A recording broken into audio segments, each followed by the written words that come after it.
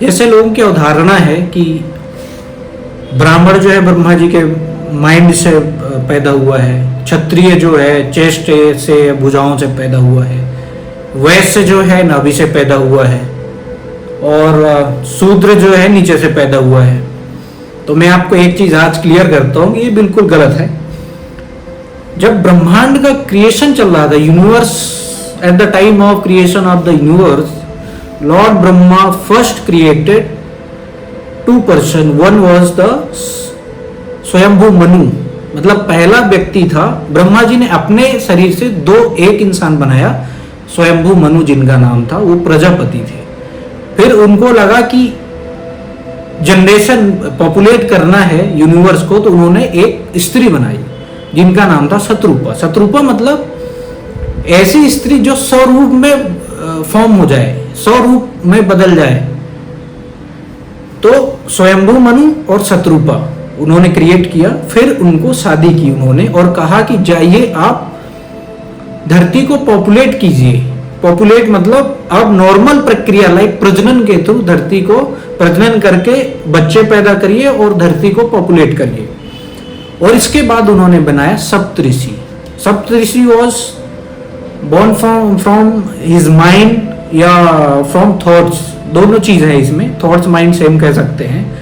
सप्तऋषि में जैसे हो गया, जो मैं उनका नाम बता रहा हूँ, भृगु हो गए, पुलत्स्य हो गए, पुलाह हो गए, क्रतु हो गए, अंगिरस हो गए, मरीचि हो गए, दक्ष हो गए, अत्रि हो गए और वशिष्ठ हो गए। ये उनके माइंड बोर्न पुत्र थे। नारद भी हो गए, जो कि total 9 mind born son was Lord Brahma.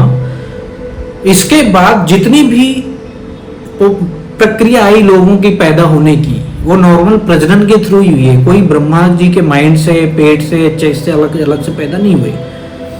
इसके बाद टाइम आता गया, धरती पॉपुलेट हुई, लोग जनसंख्या बढ़ी। फिर टाइम आया जब ऋग दुनिया का सबसे पुराना वेद और सबसे पहला एंसेंट वेद लिखा गया, दैट वाज द ऋग्वेद। जब ऋग्वेद लिखा गया उस टाइम पे आप सरप्राइज होंगे, लेडीजें बहुत एजुकेटेड हुआ करती थी। बहुत सारे ऋग्वेद में लेडीजें मिलेंगी जो पोएट्स, कवि कवित्री हुआ करती थी। उस टाइम पे जात पात डिवाइड हुआ। और कैसे डिवाइड हुआ? वो काम कर्म के हिसाब से। जो पंडित हुआ करता था, एक किसी को जवाबदारी लिखी गई, तो जो एजुकेटेड पढ़ा लिखा था उसको काम दे दिया गया, तुम जो अच्छी चीजें हैं उसको लिखोगे। जैसे आज के टाइम में लेखक हो गए, तो जो चीज है आप उसको लिखोगे। तो वो पढ़ते थे, तो उनका एक ही काम होता था, आपका लिखना, कोई भी चीज को फ्यूचर मतलब भविष्य तक पहुंचाना। तो वो होते, और पूजा पाठ करना, वो हो गए पंडित, ब्राह्मण। एक समुदाय था जो बहुत शरीर से बलशाली होता था, युद्ध कौशल आते थे, उनका नाम दिया गया क्षत्रिय। कि हाँ, तो आपका काम होगा प्रोटेक्शन, एज अ प्रोटेक्टर, लोगों को प्रोटेक्शन देना। तो वो हो गया क्षत्रिय। वैश्य हो गया एक वर्ग जो इसमें व्यस्त था कि उसको सबसे अच्छा लगता था क्या, वैश्य मतलब व्यापार करना, उसको वैश्य की कैटेगरी दे दी गई। फिर आता है शूद्र। शूद्र मतलब जो ऐसे काम जो हर कोई ना चाहे, और वैसा काम दूसरा, जैसे मांस काटना, ऐसी चीजें करना जो आम आदमी नहीं कर सकता है, वो कैटेगरी दे दी गई शूद्र की। तो ये एक जनरेशन में ही पैदा हुए, एक प्रक्रिया के थ्रू ही पैदा हुए, धरती पॉपुलेट हुई। इनके कर्म के हिसाब से इनको एक वर्ग में बांट दिया गया।